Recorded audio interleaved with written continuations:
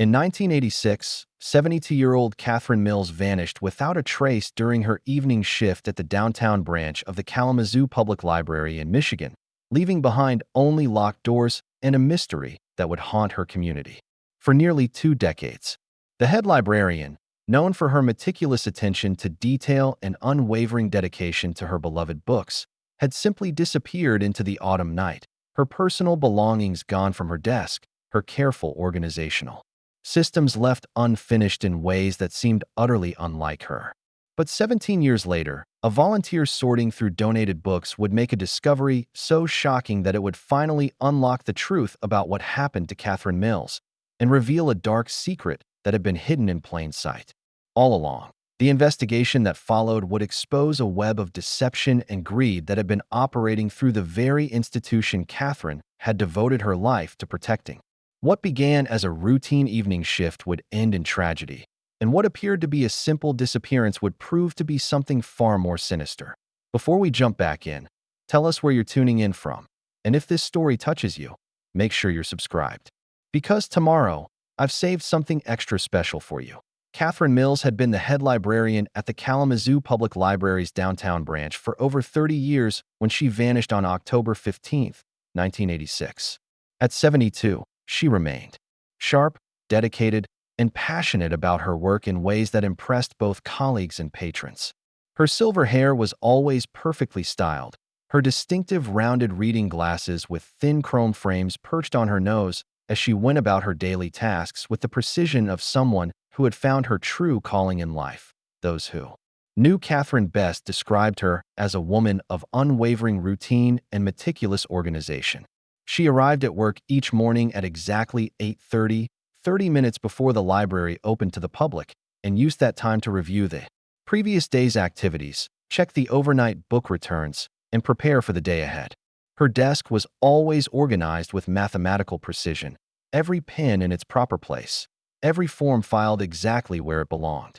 She had a system for everything, and she never deviated from those systems. The downtown branch where Catherine worked was a grand old building constructed in 1902 with high ceilings, ornate woodwork, and the kind of imposing architecture that spoke to the reverence people once held for books and learning.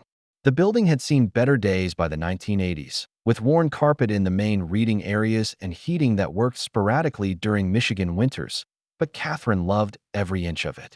She had started working there as a young woman fresh out of library school, and had watched it evolve through decades of changing technology and shifting community needs. Her colleagues respected her institutional knowledge and dedication, but they also knew that Catherine could be somewhat rigid in her ways.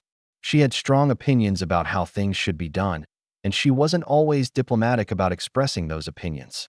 Some of the younger staff members found her intimidating, but those who took the time to get to know her discovered a woman with a dry sense of humor and a genuine passion for helping people find the information they needed. That Catherine's evening shifts were a relatively new addition to her routine.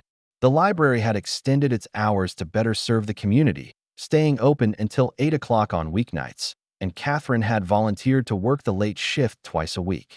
She enjoyed the quieter atmosphere of the evening hours, when the building was populated mainly by serious researchers, students working on projects, and the occasional patrons seeking refuge from the cold. On the evening of October 15, 1986, Catherine had arrived for her shift at 2 o'clock in the afternoon, as was her custom on days when she worked late. The day had been typically busy for a Tuesday, with a steady stream of patrons checking out books, using the reference materials, and asking for assistance with various research projects.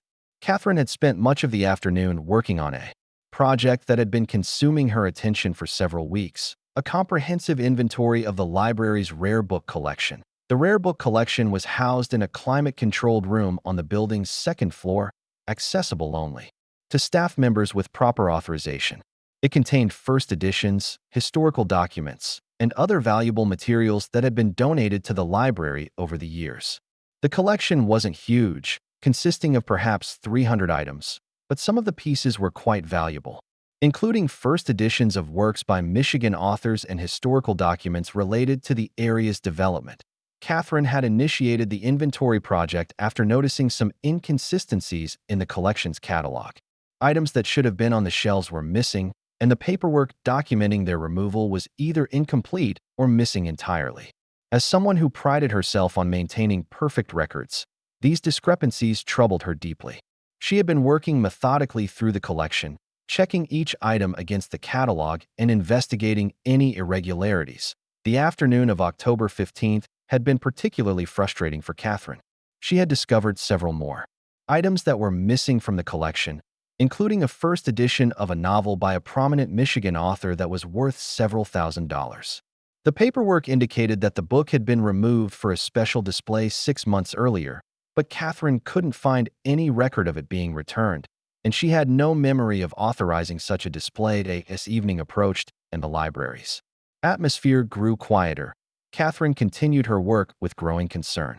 She had been keeping careful notes about the missing items, documenting when they had last been seen, who had access to them, and what explanations, if any, existed for their absence. The pattern that was emerging troubled her greatly. Around 6 o'clock, Catherine had taken a break from her inventory work to help several patrons who needed assistance with research projects. She had always prided herself on being able to help people find exactly what they needed, and she spent considerable time with each person, making sure they understood how to use the resources available to them. Her colleagues often joked that Catherine never met a research question she couldn't answer, and her encyclopedic knowledge of the library's holdings made her invaluable to serious researchers. After helping the last patron around 7:15, Catherine had returned to her work on the rare book collection. She had been planning to finish cataloging one particular section before the library closed at 8 o'clock, but she had become absorbed in investigating another discrepancy. A set of historical documents related to the founding of Kalamazoo were missing from their usual location, and Catherine was determined to track them down before ending her shift at 8 o'clock. Catherine had begun her closing routine, which was as methodical and organized as everything else she did. She made her rounds through the building, checking that all patrons had left, that windows were secured, and that everything was in its proper place. She turned off lights section by section, armed the security system, and locked the front door from the inside before exiting through the staff entrance at the back of the building. The staff entrance opened onto a small parking lot behind the library, where Catherine always parked her modest sedan. The area was well lit and generally considered safe, though it was somewhat isolated from the main street. Catherine had never expressed any concerns about walking to her car after dark, and she had been following this same routine for months, without incident. But on the night of October 15th, Catherine Mills never made it home. Her absence wasn't discovered until the following morning, when the day shift staff arrived to find the library properly secured and everything apparently normal. It wasn't until Catherine failed to appear for her regular Thursday shift that anyone became concerned. Catherine had never missed work without calling in advance, and her absence was so unusual that the library director, Margaret Hartwell, immediately began making phone calls to check on her. Margaret had worked closely with Catherine for over 15 years and considered her one of the most reliable employees she had ever supervised. Catherine's perfect attendance record and unwavering punctuality were legendary among the staff, and her sudden absence sent immediate alarm bells through the library administration. The first call Margaret made was to Catherine's small apartment on the north side of town, where the 72-year-old librarian had lived alone since her husband's death 8 years earlier.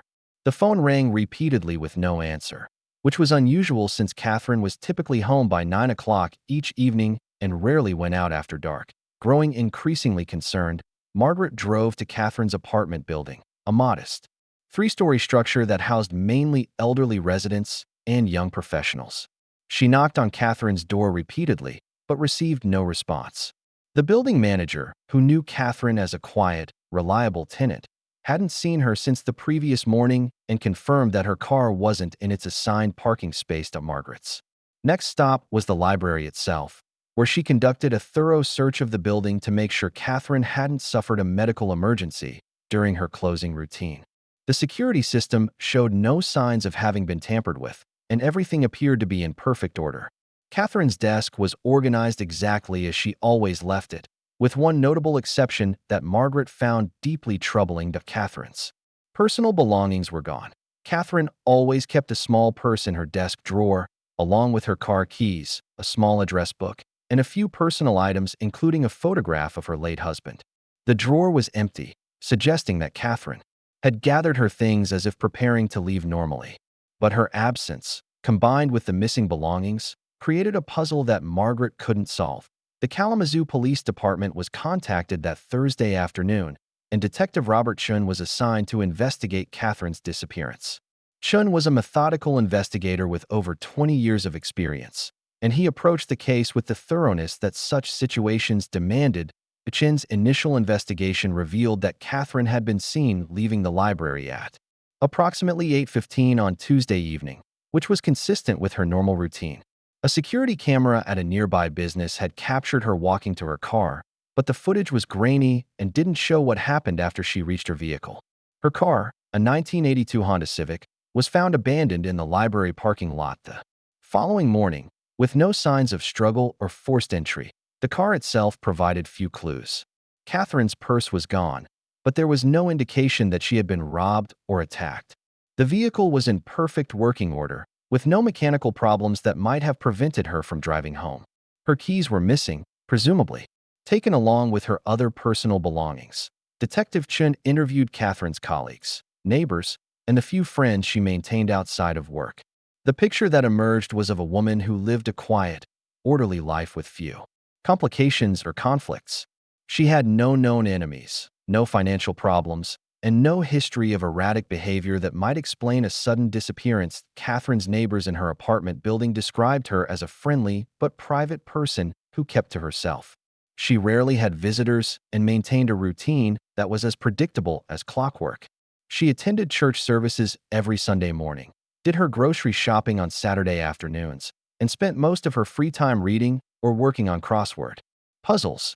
The investigation expanded to include a thorough search of the area around the library and Catherine's apartment. Volunteers from the community joined police officers in combing through nearby parks, wooded areas, and vacant lots, but no trace of Catherine was found. Her photograph was distributed to local media, and a reward was offered for information leading to her whereabouts. Days turned into weeks. The investigation began to focus on the possibility that Catherine had been the victim of a random crime. The downtown area, while generally safe during daylight hours, had experienced an increase in muggings and petty theft in recent months. Detective Chun theorized that Catherine might have been targeted by someone who saw her as an easy victim, an elderly woman walking alone to her car after dark. But this theory was complicated by the fact that Catherine's body was never found, and no witnesses came forward to report seeing anything suspicious in the area on the night of her disappearance. The case gradually grew cold as other investigations demanded the department's attention, and Catherine Mills became another unsolved missing person case in the files of the Kalamazoo Police Department. The impact of Catherine's disappearance extended far beyond the immediate investigation. Her colleagues at the library were deeply shaken by the loss of someone they had worked with for decades. The library director, Margaret Hartwell, struggled with guilt over Catherine's late evening shifts, wondering if she had somehow failed to protect a valued employee. Catherine's few remaining relatives, a nephew in Grand Rapids and a sister in Florida, were devastated by her disappearance. They had always assumed that Catherine would outlive them all, given her excellent health and sharp mind. The uncertainty of not knowing what had happened to her was almost unbearable, and they maintained hope for years that she would somehow be found alive. The library itself was forever changed by Catherine's absence. Her replacement, a competent, younger librarian named David Morrison, did his best to maintain the standards Catherine had set, but everyone agreed that the institution had lost something irreplaceable. Catherine's encyclopedic knowledge of the collection and her institutional memory couldn't be replaced, and patrons who had relied on her expertise found themselves adrift without her guidance. The rare book collection that Catherine had been inventorying at the time of her disappearance remained a source of confusion and concern. David Morrison attempted to continue Catherine's work, but he lacked her intimate knowledge of the collection and her meticulous record-keeping skills. Several items that Catherine had noted as missing were never located, and the inconsistencies she had discovered were never fully resolved. As years passed, Catherine's disappearance became part of the library's history, a tragic mystery that older staff members would occasionally mention to newcomers. Her desk was eventually reassigned to other staff members, and the building underwent renovations. that erased most physical traces of her long tenure. But those who had known Catherine well never forgot her, and they never stopped wondering what had happened to her on that October evening in 1986.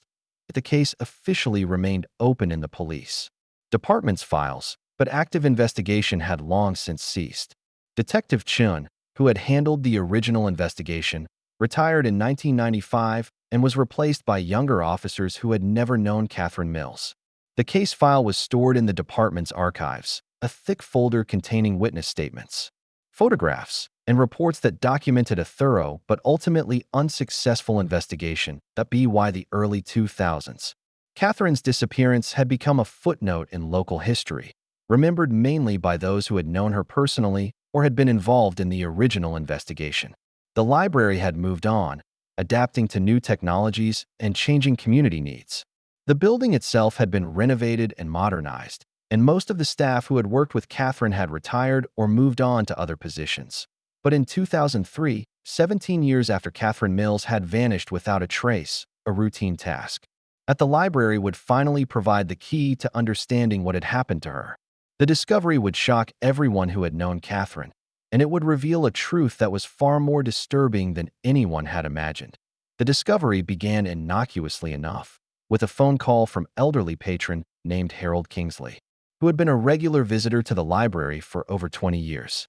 Harold was an avid reader and book collector who had accumulated thousands of volumes over his lifetime. At 86, he had decided to donate the majority of his collection to the library, keeping only a few treasured items for himself. Harold's donation was substantial, consisting of over 1,500 books covering a wide range of subjects. The collection included many first editions, rare titles, and books that were no longer in print. It was exactly the kind of donation that libraries cherish, both for the valuable additions to their collection and for the potential revenue that could be generated by selling duplicate or less relevant items. The task of sorting through Harold's donation fell to Sarah Chun, a volunteer who had been working at the library for several years. Sarah was the daughter of Detective Robert Chun, who had investigated Catherine's disappearance, and she had grown up hearing stories about the missing librarian. She was a meticulous worker who took pride in properly cataloging and organizing donated materials. Sarah began working through Harold's donation in late September 2003, setting up a workspace in the library's basement where she could spread out the books and sort them into categories. The process was time-consuming but rewarding, as she discovered many interesting and valuable titles that would be wonderful additions to the library's collection. The books were in various conditions, from pristine first editions that had been carefully preserved to well-worn paperbacks that showed signs of having been read many times. Sarah worked methodically, checking each book for damage, noting its condition, and researching its potential value. She had been trained to look for items that might be particularly valuable or historically significant. That on October 8, 2003, Sarah was working through a box of books that included several first editions of classic American novels. The books were in excellent condition, and she was taking extra care to examine each one thoroughly. She had been working for several hours when she picked up a first edition of The Great Gatsby by F. Scott Fitzgerald, a book that she recognized as potentially very valuable. As Sarah opened the book to check its condition, she noticed that the pages didn't lie flat. There was something pressed between the pages, creating a slight bulge that was barely visible but could be felt when she ran her fingers across the surface. Curious, she gently opened the book to investigate what might be causing the irregularity. What Sarah found between the pages of that first edition would change everything. The discovery was so unexpected and so significant that she immediately called the library director, who in turn contacted the police. Within hours, the quiet library basement was transformed into a crime scene, as investigators began the process of finally solving the mystery of Catherine Mills' disappearance. The item that Sarah discovered was more than just a clue. It was a direct connection to Catherine that had been hidden for 17 years. The discovery would lead to revelations about Catherine's final days that would shock everyone who had known her, and it would expose a criminal enterprise that had been operating through the library for years. Detective Lisa Rodriguez, who had taken over cold cases for the Kalamazoo Police Department, was called to the scene immediately. Rodriguez was a thorough investigator who had solved several long-dormant cases, and she recognized the significance of Sarah's discovery immediately. She carefully photographed the scene and collected the evidence, treating it with the same care she would give to a fresh crime scene. The book itself was also significant. The Great Gatsby first edition was worth several $1,000s, and it was exactly the kind of valuable item that would be of interest to book collectors and dealers. The fact that it had been part of Harold Kingsley's donation raised immediate questions about how he had acquired it, and whether it might have been connected to the rare book collection that Catherine had been investigating at the time of her disappearance. Harold Kingsley was interviewed extensively about his book collection and how he had acquired the various items. The elderly man was cooperative and forthcoming, explaining that he had been collecting books for over 50 years and had purchased items from many different sources. He had detailed records of most of his acquisitions, but some of the older items had been purchased so long ago that he couldn't remember their specific provenance. The investigation into Harold's collection revealed several books that appeared to match items that Catherine had noted as missing from the library's rare book collection. These books were in excellent condition and were clearly valuable, but Harold insisted that he had purchased them legitimately from reputable dealers and had the documentation to prove it. As Detective Rodriguez dug deeper into the case, she began to uncover a complex web of book theft and illegal sales that had been operating for years. The scheme involved rare books being stolen from libraries and other institutions, then sold through apparently legitimate channels to private collectors.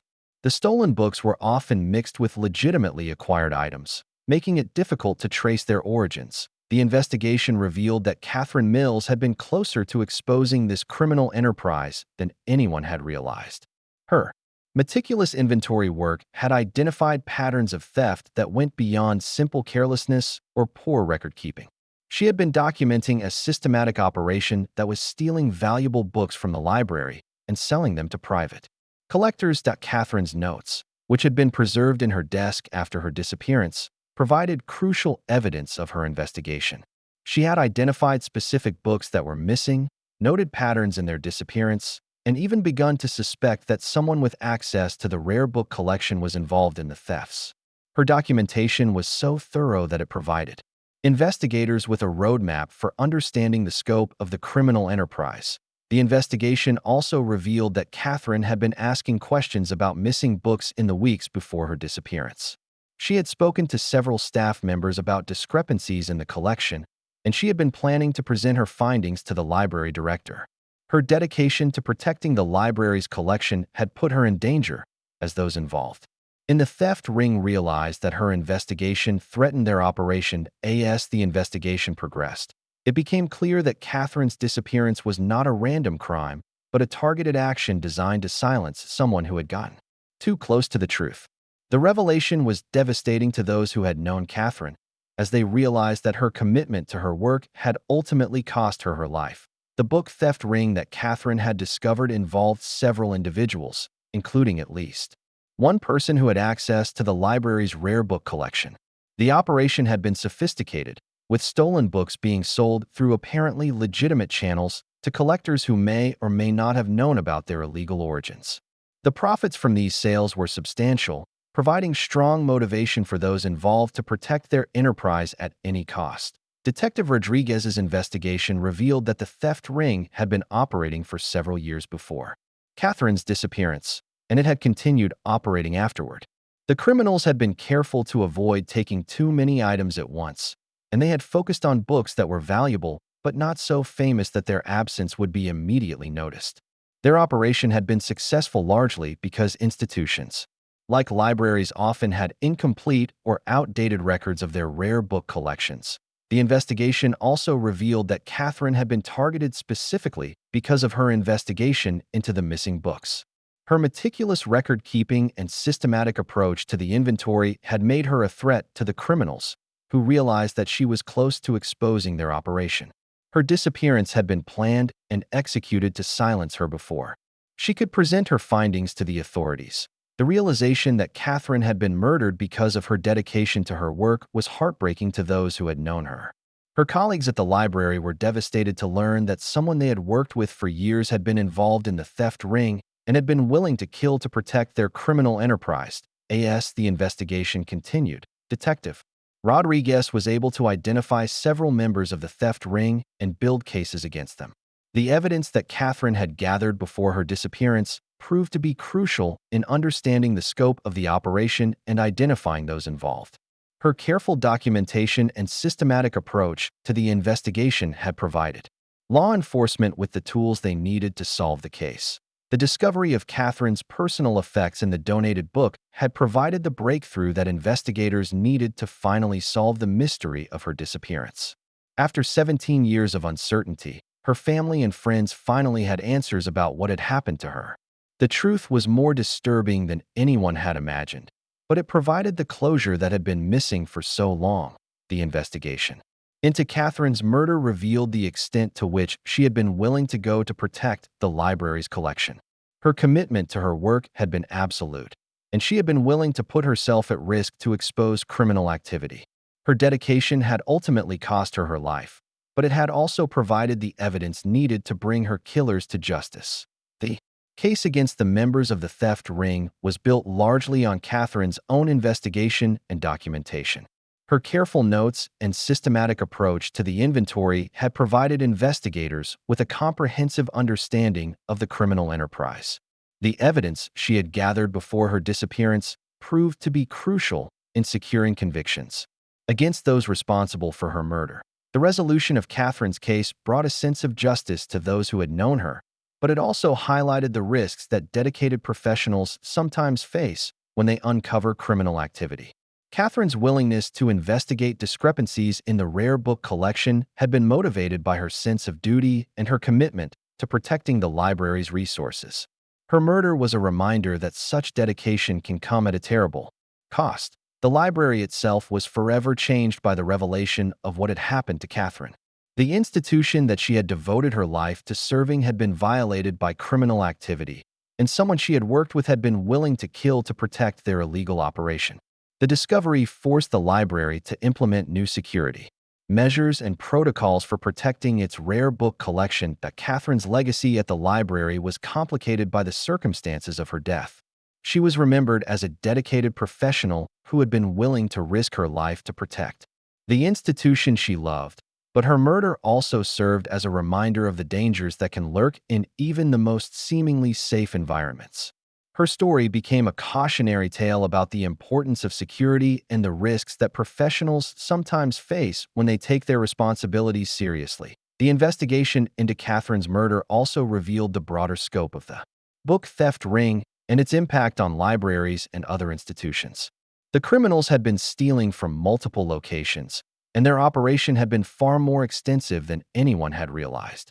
The case became a model for how to investigate and prosecute similar crimes, and it led to changes in how institutions protect their rare book collections. The members of the theft ring were ultimately prosecuted and convicted based on the evidence that Catherine had gathered and the investigation that followed her disappearance. The case was a testament to Catherine's dedication and thoroughness, as her work had provided the foundation for bringing her killers to justice. Her investigation had been so comprehensive that it had essentially solved her own murder. The resolution of Catherine's case brought closure to her family and friends, but it also raised questions about how many other similar crimes might be occurring without detection. The sophistication of the theft ring and the length of time it had operated suggested that such criminal enterprises might be more common than anyone had realized. The case became a catalyst for increased security measures and better tracking of valuable collections. As the investigation concluded and the criminals were sentenced, those who had known Catherine reflected on her life and the circumstances of her death. She had been a woman of principle who had been willing to stand up for what she believed in, even when it put her in danger.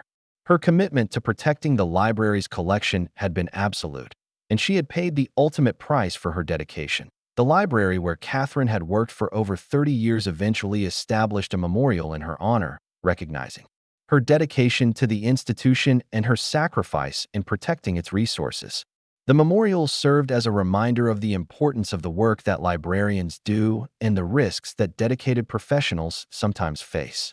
Catherine's story became part of the library's history, a reminder of the cost of integrity and the importance of standing up for what is right. The case of Catherine Mills' disappearance and murder was finally closed after 17 years, but its impact continued to resonate long after the investigation was complete.